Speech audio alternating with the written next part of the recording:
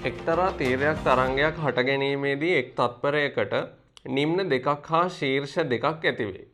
එම තරංගයේ අනුයාත ශීර්ෂ දෙකක් අතර දුර මීටර 0.2 නම් තරංගවල ප්‍රවේගය කොමක්ද? මේ දීලා තියෙන ගානක් නෙමේක. ගාන හදන්න කලින් මම ඒක පැහැදිලි කරගන්න මටත් ලේසි වෙන්න ඔයාලටත් පැහැදිලි වෙන්න පොඩි රූප සටහනක් අදිනවා.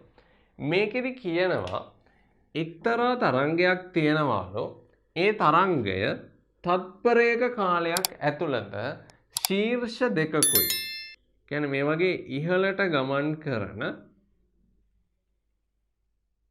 ස්ථාන දෙකකුයි නිම්න දෙකකුයි ඇති කරනවා කියලා.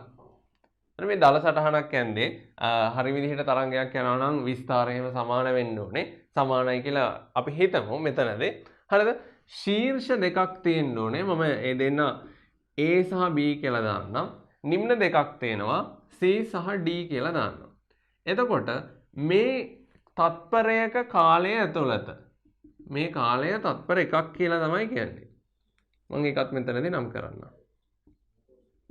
තත්පර එකයි. තත්පර එකක් ඇතුළතදී මේ තරංගය දෝලන කීයක් ගත කරලාද කියලා බලමු. එහෙනම් මෙතනින් පටන් ගත්තට පස්සේ ශීර්ෂයක් නිම්නයක් ගිහිල්ලා ආපහු මෙතනට එනකොට එක දෝලනයයි. ඊළඟ දෝලනයේ පටන් ගන්නවා ශීර්ෂයක් යනවා නිම්නයක් යනවා ආපහු මුල් ස්ථානයට එනවා. එහෙනම් මේ තරංගයේ තත්පරයක් ඇතුළතදී දෝලන දෙකක් ඇති කරලා ඒ නිසා මට කියන්න පුළුවන් මේ තරංගය හර්ට්ස් 2 සංඛ්‍යාතය හර්ට්ස් 2 තරංගයක් කියලා. එහෙනම් මේ තරංගයට අදාළ මම එක දත්තයක් ලබා ගත්තා. ඊළඟට කියලා තේනවා තරංගයේ අනුයාත ශීර්ෂ දෙකක් අතර දුර මීටර් 0.2 කියලා. දැන් මම ගාන හදන්න ඉන්නේ. මේ ගාන හදන්න පාවිච්චි කරන සමීකරණය තමයි V සමානයි F ලැම්ඩා කියන සමීකරණය. සමීකරණයේ තේරුම් ටික දාගමු.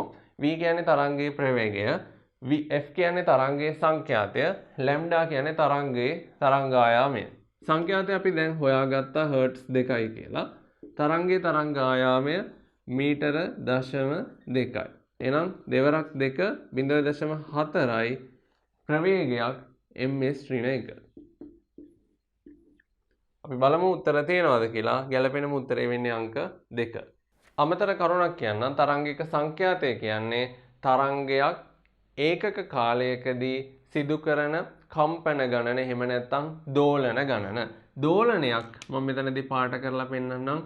මෙන්න මේ ශීර්ෂයක් සහ නිම්නයක් සහිත කොටසකට දෝලනයක් කියලා කියන්න පුළුවන්. ඊළඟට තරංග ආයාමයක් කියන්නේ තරංගයක අනුයාත ශීර්ෂ දෙකක් අතර දුර හෝ එහෙම නැත්නම් අනුයාත නිම්න දෙකක් අතර දුර.